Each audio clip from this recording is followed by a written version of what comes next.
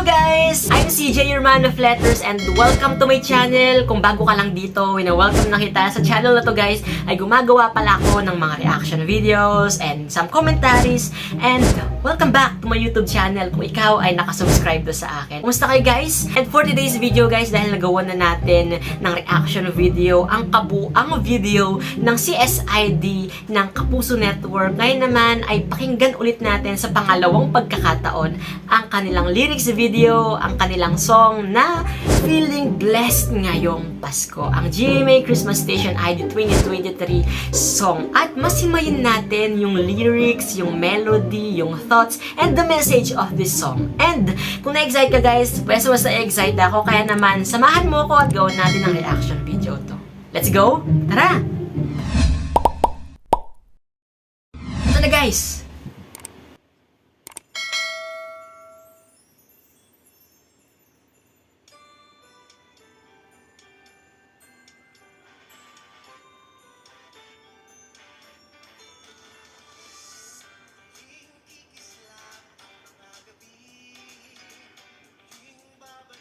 Okay, this year si Papi Christian ng entrada, I thought it was Julie, pero I was wrong.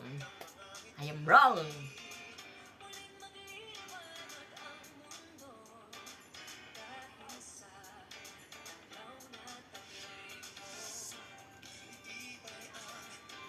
Kung napapansin nyo, very upbeat yung simula para mas hookable yung song. Parang nakuha na nila yung attacking yun para mas mahook yung mga tao and mga listeners, di ba, kapag napakinggan yung song. Kudos!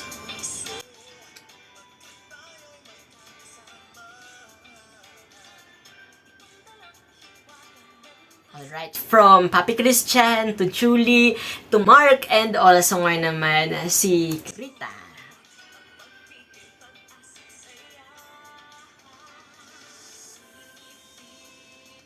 Jessica.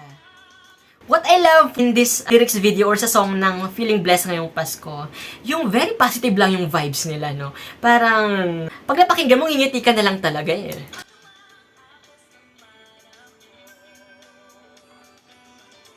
Anthony!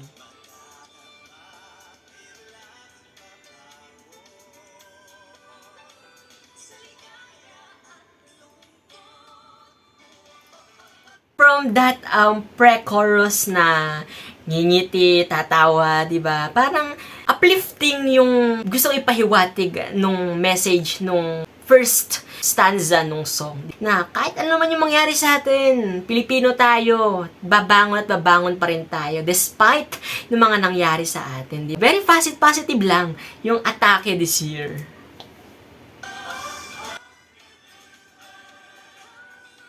Zephanie,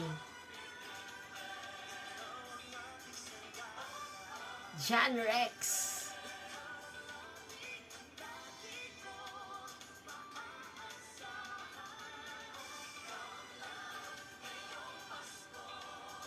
yung song talaga kapag inuulit-ulit mo, parang mariretain sa'yo. Ganon yung ginagawa ng CSID this year. Oh, feeling blessed, di ba?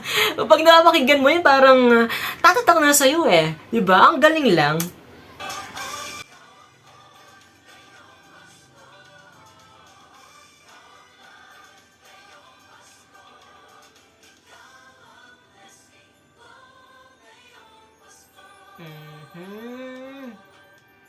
Maganda. Okay.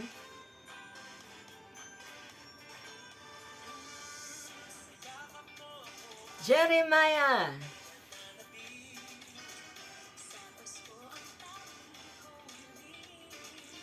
Thea.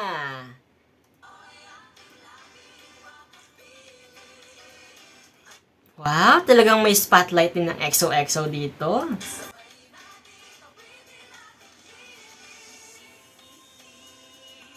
Iindak. alam na agad, gagi. Hana. Garrett. Nakakatuwa din kasi naka-adapt and the same time ay nakagawa ng panibagong set of singers ang Kapuso Network. Pero luckily, ito pinapatunayan nila na meron silang nagawa or meron na silang nahahasa din ng mga singers na magtataguyod sa network nila.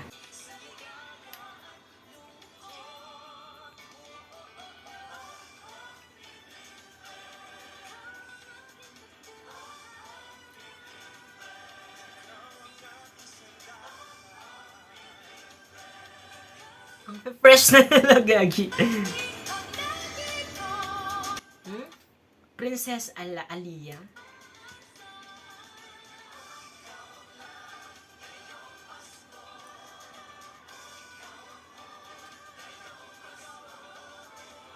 Di ba during the 2021 yata yun, yung ginamit na rin yung term na love and hope ngayong Pasko, di ba?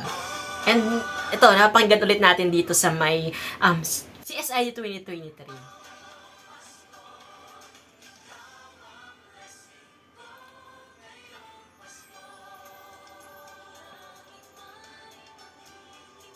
Ikaw ang blessing ko ngayong Pasko. 'Di ba? May nabasa kasi ako na bakit daw feeling blessed yung team nila this year. Parang dapat daw I am blessed, sabi ganyan. Pero you know what guys? From the term feeling blessed ngayong Pasko, very general term siya, 'di ba? Na hindi lang about you ang Christmas. It's all about the people around you. And the essence kung bakit ba natin to pinagdiriwang, di ba? Kasi pwedeng maging blessings ka sa iba, pwede namang yung blessings na nararamdaman ng ibang tao ay mula sa ibang bagay, gano'n, no? Kaya mula sa ating Panginoon, di ba? Kaya feeling blessed sa napakaraming bagay, di ba? Na meron tayo, gano'n.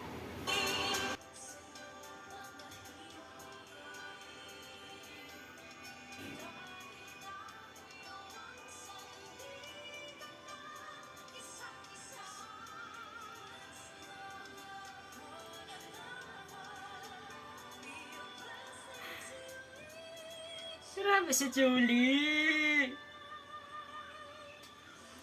Diba, tatak ng Kapuso Singers din yung mga pagganong magandang harmony at blending eh.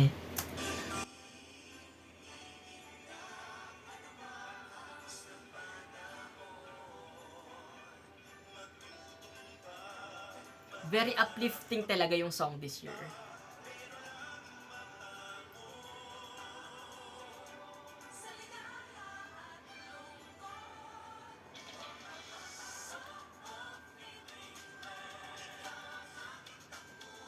Nakakatawa, meron silang, feeling blessed. Feeling si Marian yung nagano doon. Gumawa ng step.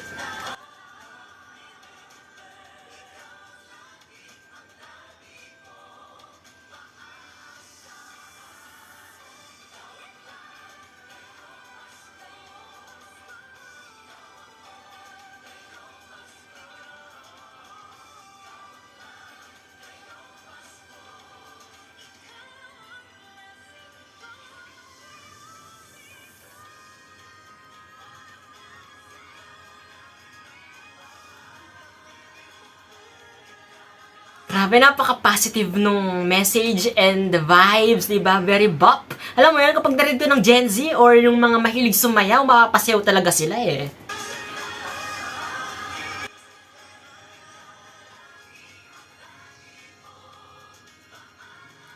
Feel na talaga ang Christmas.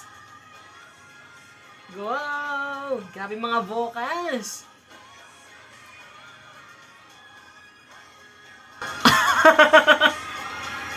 Grabe, Hana!